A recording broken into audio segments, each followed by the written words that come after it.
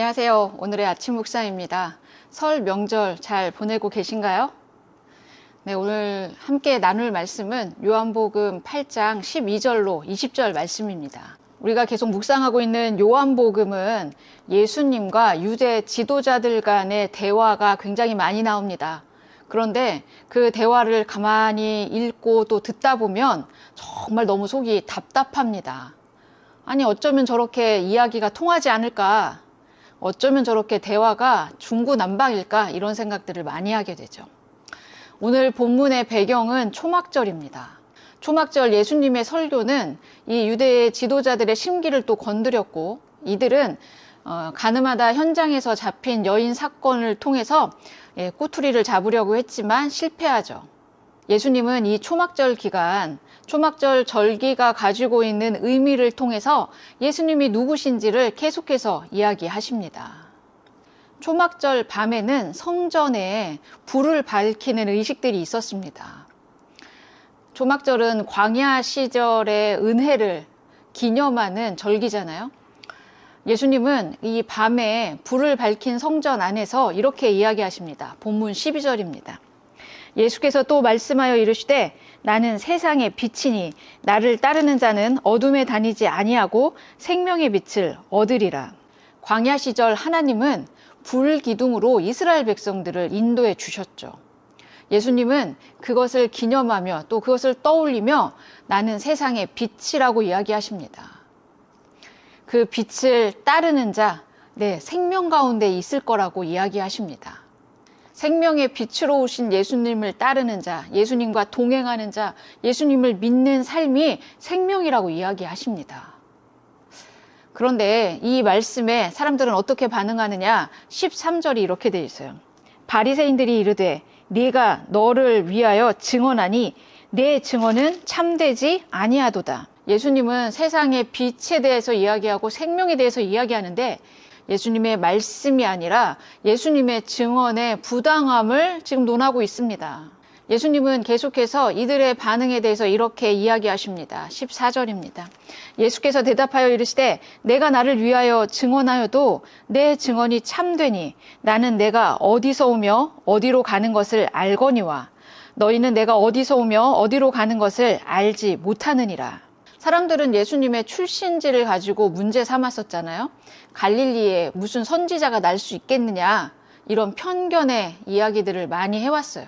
어디서 오고 어디로 갈지 너희는 알지 못한다? 너희들의 편견과 너희들의 경험과 너희들의 생각을 가지고 나를 재단할 수 없어. 이렇게 이야기하십니다. 그러니 예수님이 실제적으로 어디서 오고 어디로 갈지 알지 못하는 자들이 지금 예수님에 대해서 이야기할 수 있는가? 어불성설이라고 이야기하시는 겁니다. 계속해서 예수님이 15절에 이렇게 이야기하십니다. 너희는 육체를 따라 판단하나 나는 아무도 판단하지 아니하노라.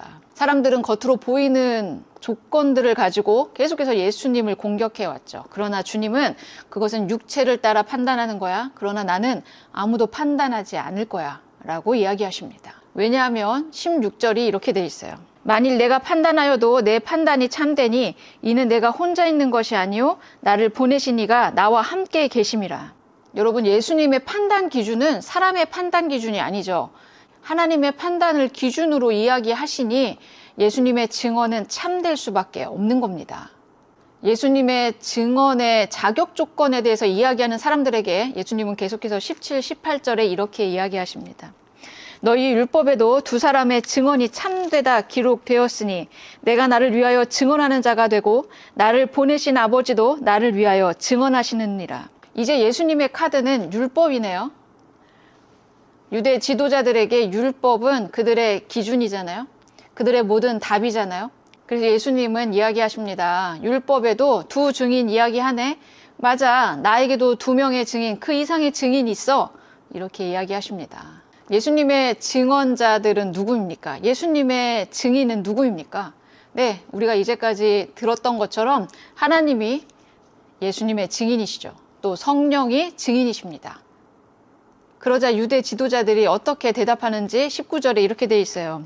이에 그들이 묻되 내 아버지가 어디 있느냐? 예수께서 대답하시되 너희는 나를 알지 못하고 내 아버지도 알지 못하는도다. 나를 알았더라면 내 아버지도 알았으리라. 이 말씀은 성전에서 가르치실 때에 헌금함 앞에서 하셨으나 잡는 사람이 없으니 이는 그의 때가 아직 이르지 아니하였음이로라. 바리새인들은 이해할 수 없다는 반응입니다. 너의 아버지가 어디 있냐? 하늘 아버지라고? 말도 안 된다. 이런 반응입니다. 자기의 선을 그어놓고 예수님과 대화하는 이 사람들 어떤 사람입니까? 갈릴리 출신의 목수인 예수 청년을 자신들의 구원자, 메시아로 받아들일 수 없는 사람들입니다. 적어도 메시아는 다윗의 후손으로 나야 되는데 그의 출신을 보니 전혀 그럴 수 없다는 편견에 사로잡혀 있는 사람들입니다. 생명을 살리는 어떤 일들이나 그의 설교들은 놀랍긴 하지만 청년 예수를 구원자로 받아들이기는 석연치 않다는 말입니다. 메시아라면 다윗의 후손은 되어야 되고 적어도 갈릴리가 아니라 유대에서 잘 훈련받고 좋은 집안 사람이어야 되는 거 아니야? 유대의 학자는 되어야 되고 좋은 신학교 나와야 되고 또 좋은 선생님 밑에서 율법을 잘 배웠어야지. 그러나 청년 예수는 아무리 뜯어봐도 그런 배경이 보이지 않습니다. 여러분, 우리도 신앙생활 하면서 선에 갇히고 그어놓은 선 너머로 넘어가는 것을 두려워할 때가 있습니다. 가만히 생각해 보십시오.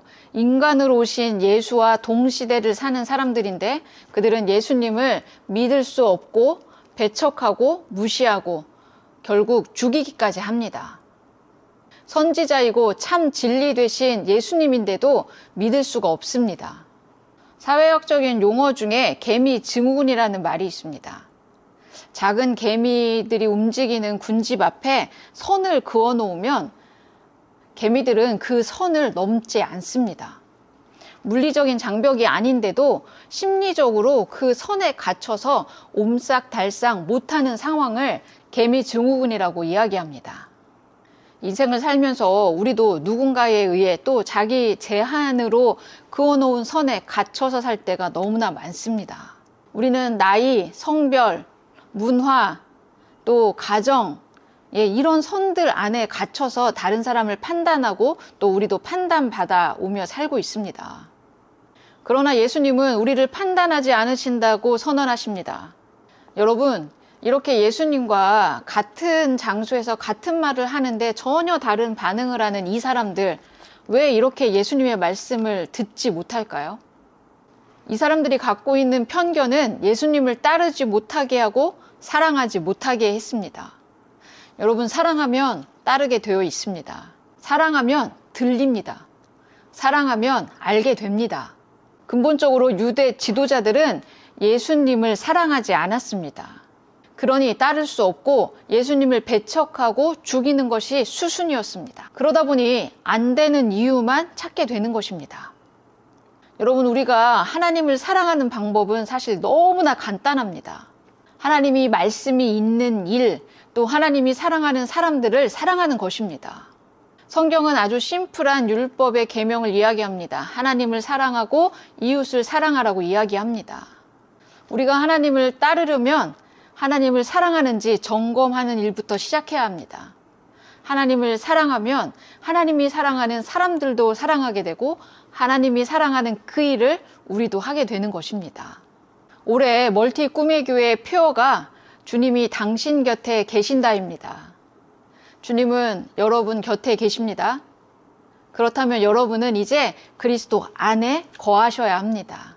주님을 따르고 주님을 사랑하는 삶, 올해 멀티 꿈의 교회 모든 성도들의 삶의 모양이었으면 좋겠습니다. 예수님을 사랑하기로 결정하고 따르기로 결정하십시오.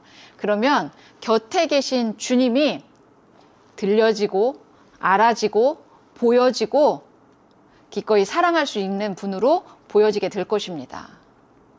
예수님을 사랑하기로 결정한 멀티 꿈의 교회 모든 성도들이 올해 예수님과 함께 동행하는 삶, 예수님 안에 거하는 삶, 예수님을 따르는 삶, 그래서 생명의 빛으로 사는 삶, 그렇게 살아내셨으면 좋겠습니다.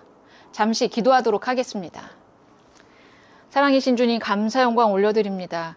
예수님을 따르고 사랑하는 삶, 우리가 결정하고 살아낼 수 있도록 세임과 능력을 더해 주옵소서. 우리가 그렇게 결정할 때 우리의 편견이 사라지고 예수님을 따라가고 예수님을 알게 되고 예수님의 말씀이 들려지는 놀라운 역사가 일어날 줄 믿습니다. 믿는 삶은 사랑하는 삶입니다. 믿고 사랑하는 삶에 탁월한 멀티 꿈의 교회 모든 성도들이 될 수 있도록 인도해 주옵소서. 주님께 모든 것을 의탁드리며 예수님의 이름으로 기도드렸습니다.